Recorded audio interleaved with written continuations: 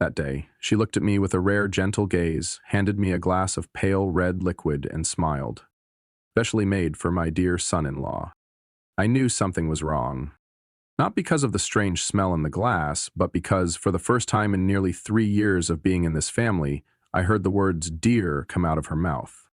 And when she turned away, I saw, with my own eyes, a small vial hidden in her palm, something that should never appear at a family dinner. But before I tell you what happened next, let me explain why I, John Whitaker, was never truly seen as part of my wife's family. I'm 33 years old, a freelance documentary filmmaker living in Denver, Colorado. I've filmed in the wildfire zones of California, slept on wooden floors at relief stations in Mississippi, and spent a full month in Ukraine documenting civilian life during wartime. My footage has been featured at TEDx conferences, and some clips were even licensed by Netflix. But to my in-laws, especially Alice, I've always been just some guy with a camera wandering around with no future. Since the day I came into Madison's life, my wife, I could feel their coldness. Madison is their only daughter, raised in a Victorian home in the upscale west side of the city, attended private schools, and was fully funded through her master's program in psychology at Stanford. Alice once said, right in front of me, she used to date a young, very promising lawyer, and now?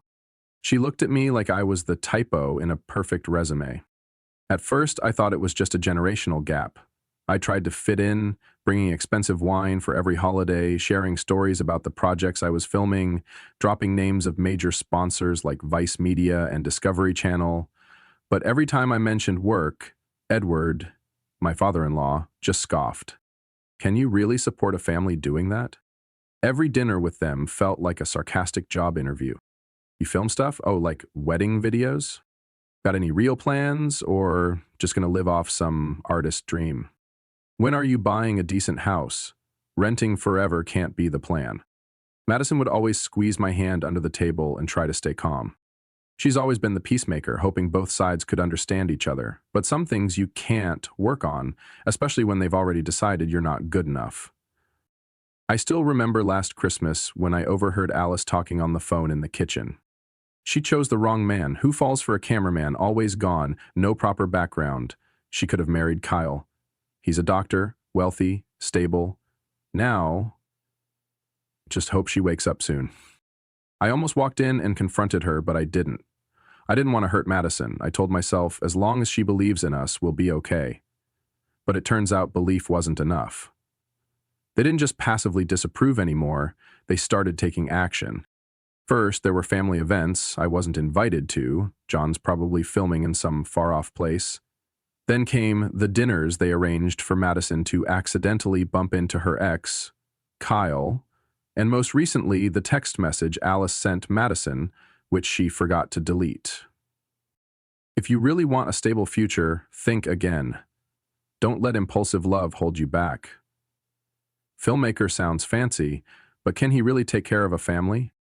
I didn't say anything. I just documented. Every message, every recorded behavior, every word they thought no one heard. I thought maybe they'd stop, but I underestimated them. That night, the night I held the glass specially made for my dear son-in-law, was the first time I truly realized they didn't just want me out of the family. They were willing to destroy me to keep Madison under their control. And I, John Whitaker, was done staying silent. I didn't drink the glass.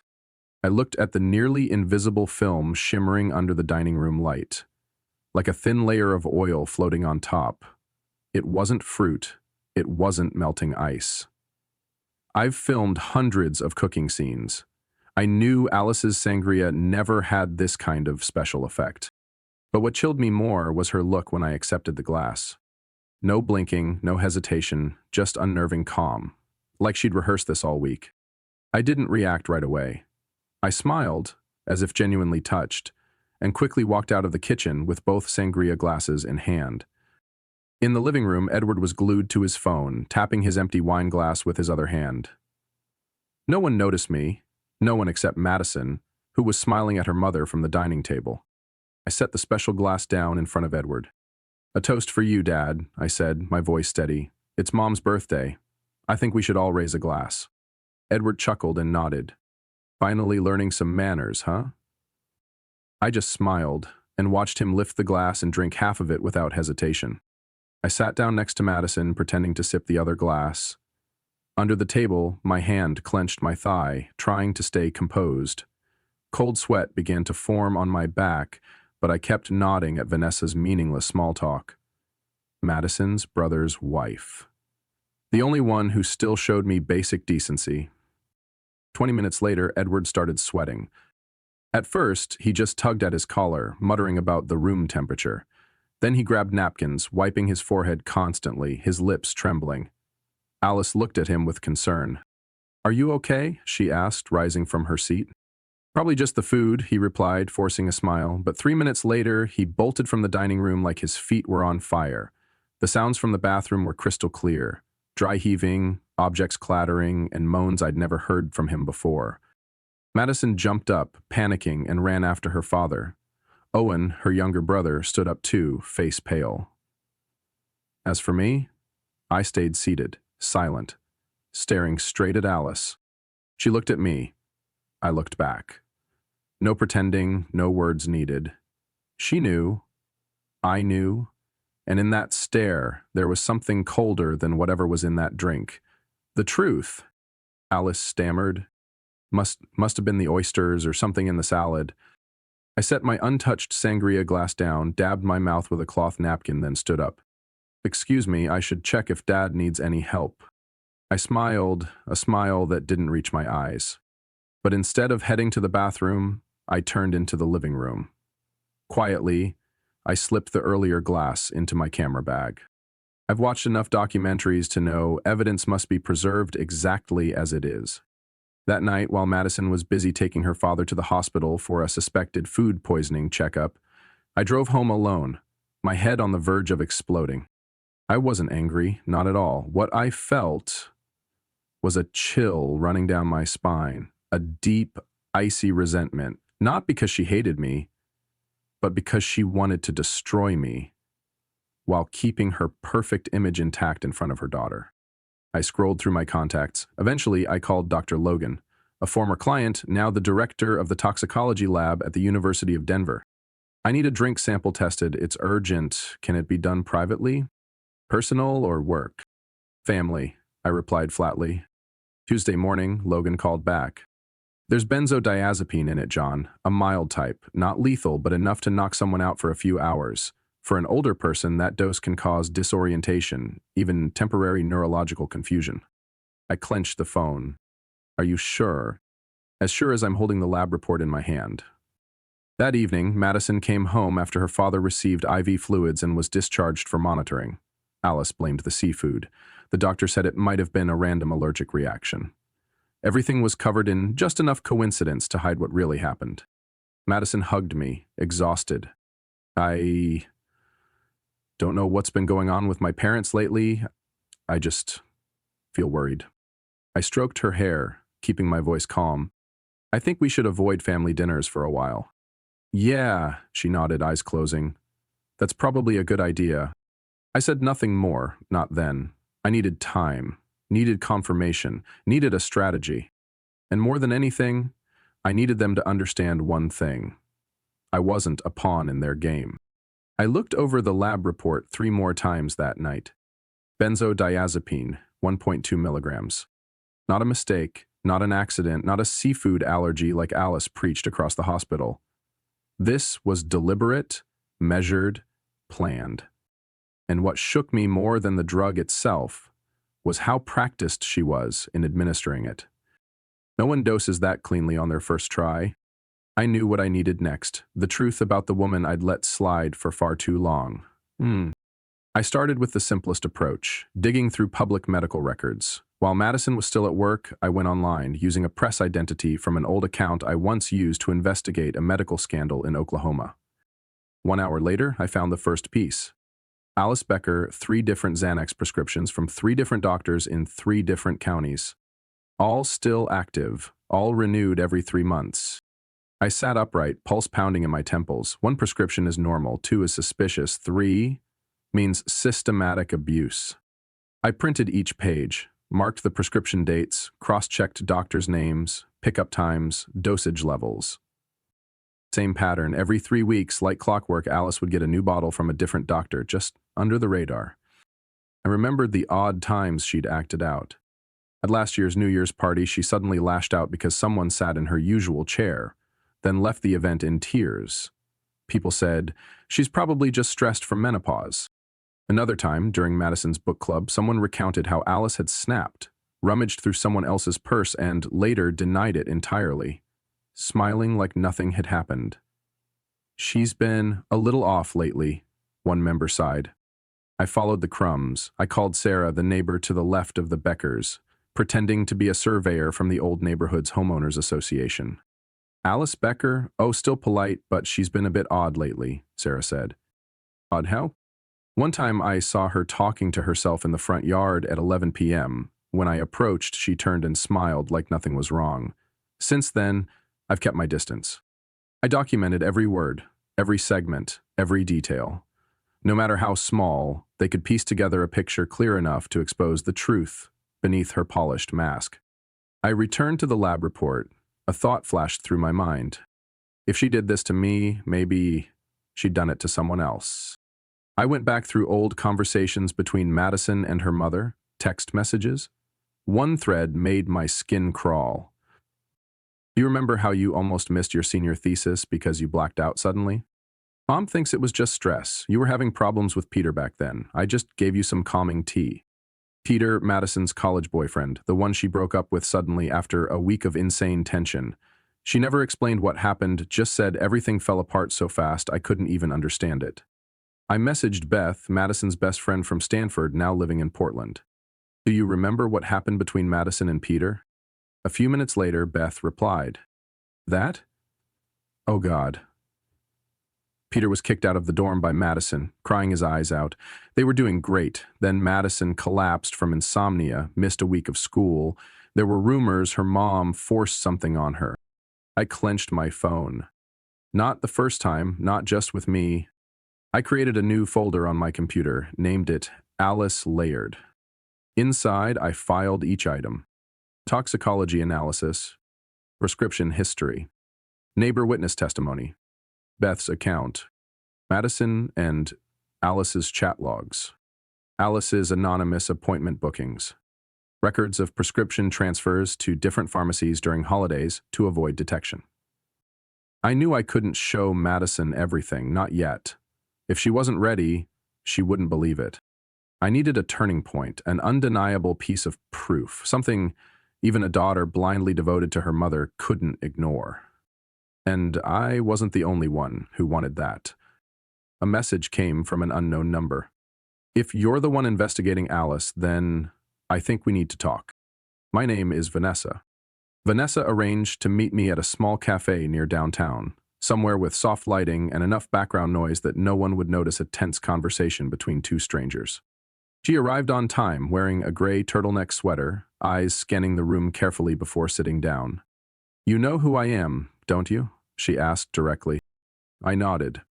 Owen's wife, and the only person in my wife's family who's ever treated me decently. Vanessa didn't smile. She pulled a brown envelope from her bag and placed it on the table. Inside is a copy of footage from their home security system. I know Diane has a hidden camera in the kitchen she thinks no one knows. But I used to work in IT before quitting to raise our kids. I know how to access it. I opened the envelope.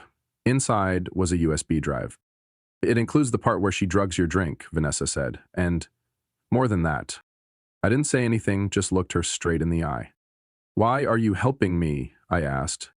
Vanessa's answer hit me hard. Because they did the same thing to me. When I first married Owen, Diane called me a small-town girl with big city ambitions. They told Owen outright that I didn't belong, that I wasn't good enough for the Becker name. Her voice dropped. It took me nearly 2 years to hold on to my marriage, and I'm not letting them do the same thing to you. That evening, I sat in my studio and played the footage. The camera caught everything, from the moment Alice stood alone in the kitchen, poured the sangria, opened a small vial, poured a colorless liquid into the glass on the left, then turned and slipped the vial into her dress pocket.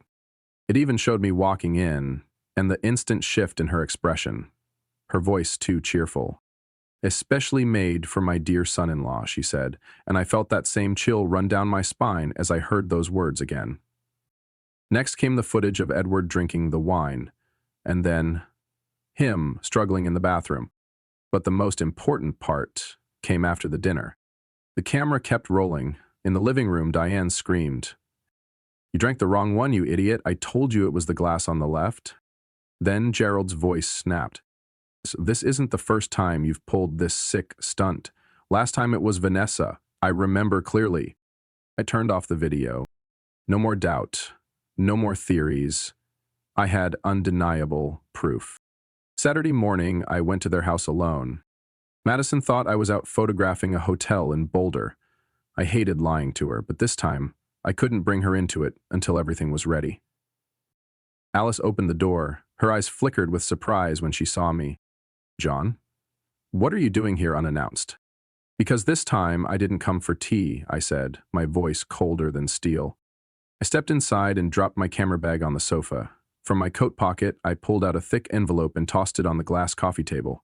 Inside is a toxicology report from that night's wine, copies of your 3 Xanax prescriptions from 3 separate clinics, and video from your kitchen, the one you thought you deleted. She froze. After a long pause, she reached for the envelope, opened it, flipped through the pages, her lips beginning to tremble. This is fabricated." "No," I cut in, "you know it's real." Alice collapsed onto the couch, her face ghostly pale, but then she looked up, her gaze shifting from fear to cold defiance. "You're not good enough for Madison. I just wanted her to see that. You have no house, no reputation, no stable career. You think you deserve her?" I sat across from her, calm. "So your solution was to drug me, make me pass out on the night of my first photo exhibition, so Madison would think I was irresponsible?" She said nothing, just stared at me, blank, shameless, revolting. I placed another folder on the table. "If you don't tell Edward what you did, and if you interfere in our marriage again, these documents will go to every member of the Brentwood Club, Edward's law office, and all your Facebook friends." She laughed. A bitter, hollow laugh. "You think she'll believe you? I'm her mother, John. You're just a passing breeze." I stood up, locking eyes with her. "Maybe you're right. But Haley isn't stupid. She's already starting to ask questions, and when she sees the full truth, you'll lose more than your reputation." I grabbed my camera bag. "I don't want to destroy my wife's family, but if you make me choose between silence and protecting Madison, I'll choose the truth. And I know how to tell a story everyone will believe." I left that house without looking back. That night, Madison got a call from her mother. Once again, Ellis tried to manipulate. "John came to see me today. He threatened me, acted like a madman. I'm scared, sweetheart. He's unstable." Madison looked at me, her eyes full of confusion. "What did you do, John?" I couldn't stay silent anymore. I pulled out my laptop and played the video. I did the only thing left to protect this marriage. Madison didn't say a word as she watched the first clip. Her face went pale, her eyes locked on the screen like she was witnessing a train crash she couldn't stop. Alice appeared clearly in frame, her movements swift, practiced, the small vial in her hand nearly vanishing into the shadows. Then her voice. "The glass on the left. My dear son-in-law, this time you'll learn a lesson about stability." Then came the footage of Gerald drinking the wine, and minutes later, the violent shouting match in the living room. I said it was the right glass. "This isn't the first time you've done this, Alice," Edward roared. "And it won't be the last if you don't keep your mouth shut." Her voice cut sharp like a blade. Madison sat frozen. I didn't intervene, just stayed beside her, giving her space to breathe. After a long pause, she turned to me, her voice choked. "My mom poisoned you?" "Yes," I replied gently, "and maybe others before me too." I pulled a second envelope from the drawer. There are more clips, and the sender was Vanessa. The next afternoon, I received a package with no return address. Inside was a USB and a small handwritten note. "You should watch it all. They did the same to me. V." I plugged the USB into my laptop. In addition to the clips I already had, there were several new ones, and more painful than before. First video. Gerald and Diane in the kitchen. "We can't keep doing this," Gerald said, his voice weary. We have to, Diane responded firmly. She can't be allowed to fall into Haley's hands.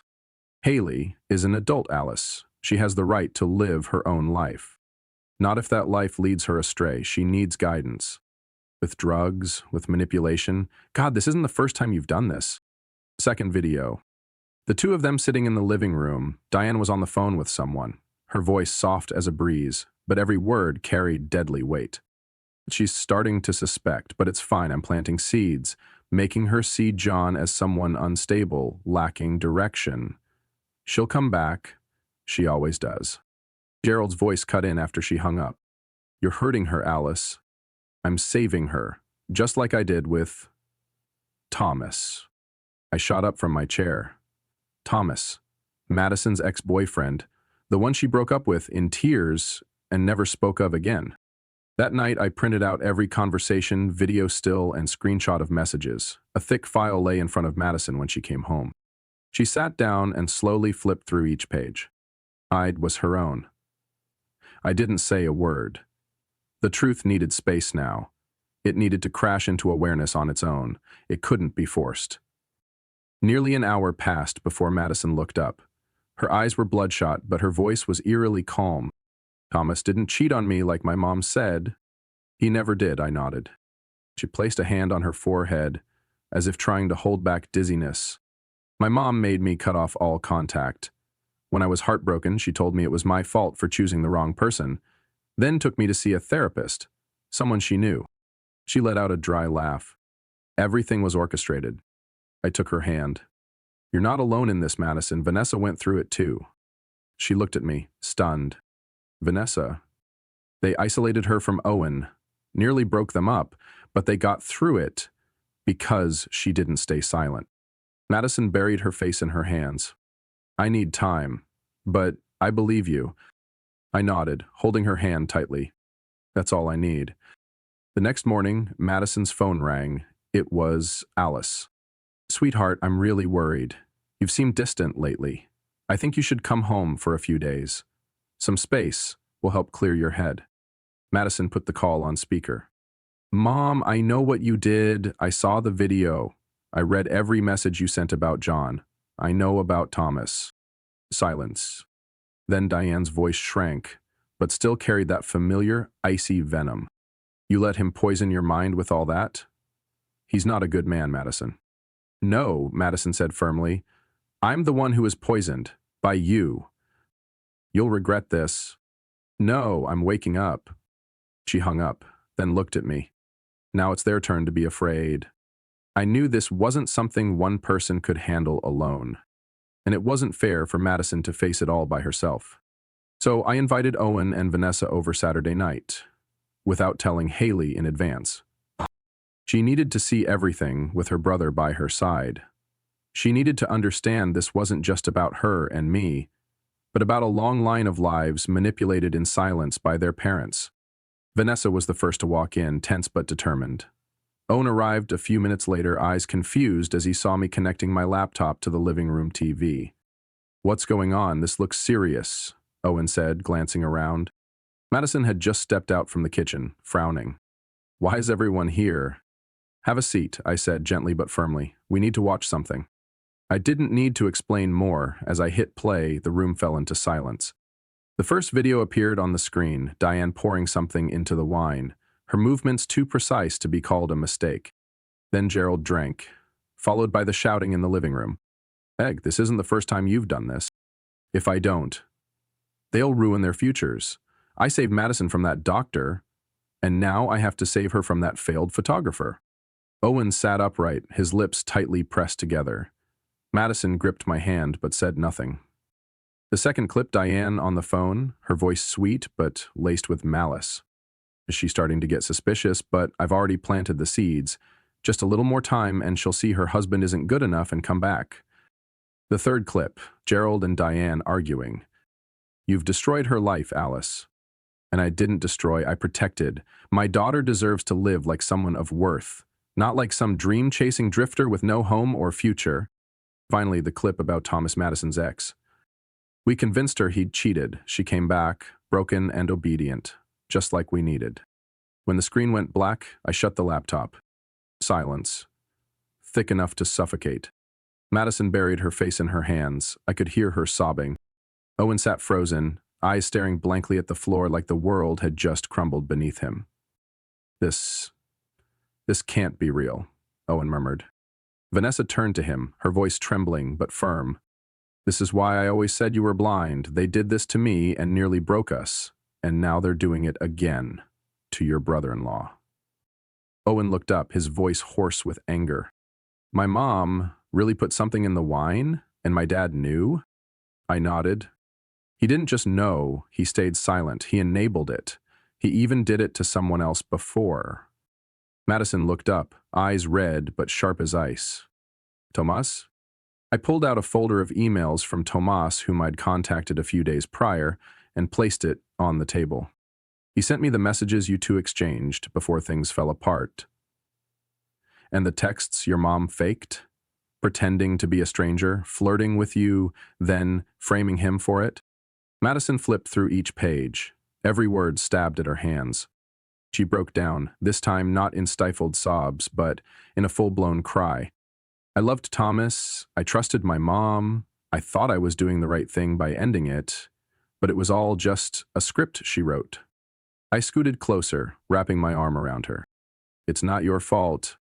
She shook her head, tears still streaming. I believed a woman who would ruin her own daughter just to stay in control. Owen stood up, fists clenched. We need to confront them. This can't be swept under the rug. Vanessa agreed instantly. But this time, we go together. No one faces them alone anymore. I looked around. Madison was still trembling, but there was fire in her eyes again. I want to face them, she said, her voice rough. No more hiding. No more dodging. I nodded. I'll prepare everything. We won't go in empty-handed. That night, I sent an invitation for a family dinner to Alice and Edward, but with one condition. Everything would be recorded, because this is a family matter, and I'm part of this family. Sunday evening. We arrived at the Becker house on time. No one spoke during the ride, but the tension in the car was like gasoline waiting for a match. I carried my camera bag, not for photos. Inside were a tripod, a video recorder, data copies, and an external hard drive. No more back and forth, no more pleading. This was the final act. When we stepped inside, Diane greeted us with a stiff smile. Gerald stood behind her, hands in his pockets, eyes like a man bracing for a tense meeting, not about to face his children, bringing the truth to the table. John, Madison, Owen, Vanessa, all here I see, Diane said. I think we should talk as a family. I walked straight into the living room, set the tripod in place, mounted the camera, turned on the light and adjusted the angle. Exactly, and everything will be recorded, no cuts, no edits. Diane blinked. You have no right to do this. I do. This is a private residence, and I'm part of this family legally at least, I replied, not looking back. Gerald spoke up, his tone tinged with warning. You planning to make a reality show, humiliate your in-laws on social media? I let out a cold laugh, taking a seat across from them. No. I don't need to shame anyone. I just want to lay everything out once and for all. Madison sat beside me, clutching my hand. Owen and Vanessa sat across from their parents, their expressions stone-like. I pulled 2 large envelopes from my coat pocket and placed them in front of Diane and Gerald. These are copies of everything. Security camera footage, toxicology reports, old emails from Thomas, phone recordings, texts, witness statements. Diane chuckled, but there wasn't a trace of humor in it. You think this will scare me? I didn't answer. I just pressed play on the remote. The first clip replayed, Diane pouring the drug, the wine glass, the sarcastic voice. Then the argument between the 2 parents. I did it for my daughter. No, you did it because you couldn't stand her living outside your control. Gerald's expression shifted from contempt to unease. Diane began to tremble. Owen suddenly stood, pointing at his father. And you knew. You let her do this to our spouses. Owen, Gerald stammered. I just didn't want to make a scene. Didn't want to make a scene? Madison burst out. You stood by while she tore apart every relationship I ever had. You let her lie, manipulate, destroy, and now you say you didn't want to make a scene? Diane snapped. I did this for you. I know what's best for my children. Madison, if you had married Thomas, you'd never have had a career. If you stay with John, you'll live in poverty and chaos. Madison stood, eyes blazing. You don't get to decide that for me. Not when you poisoned my husband. Not when you fabricated lies to break me up with someone I loved and made me believe it was my fault. I placed the third item on the table this time, the external hard drive. Everything's backed up in 3 places. One copy stays with me, one has gone to a lawyer, and one is with someone ready to go public if either of you ever interfere with our lives again. Gerald finally spoke in a low voice. What do you want? Nothing, I said slowly. I don't need an apology. I don't want money. I just want you both out of our lives. Diane jumped up, her face pale. You wouldn't dare cut me off, Madison. I raised you, cared for you. How can you treat me like this? Madison looked at her. No anger, just cold clarity. You never truly loved me. You loved having control over me. And I let that happen for far too long. She turned to me, gripping my hand. It ends now. I stood, nodded at Owen and Vanessa. Let's go. Before walking out, I turned back and locked eyes with Gerald, the man who'd hidden behind silence and authority from the beginning. I know you're not afraid of exposure, but I promise you this, if you or your wife ever try to damage our family again, that hard drive won't just go to the lawyer. It'll go to the Brentwood Club, your business partners, and the entire internet.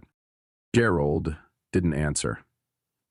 But for the first time, I saw him lose his confident demeanor. We walked out of the house. No one said a word. But I knew the line had been drawn, and this time, no one could cross it without paying the price. 3 months after that confrontation, a message appeared on the pregnancy test in our bathroom.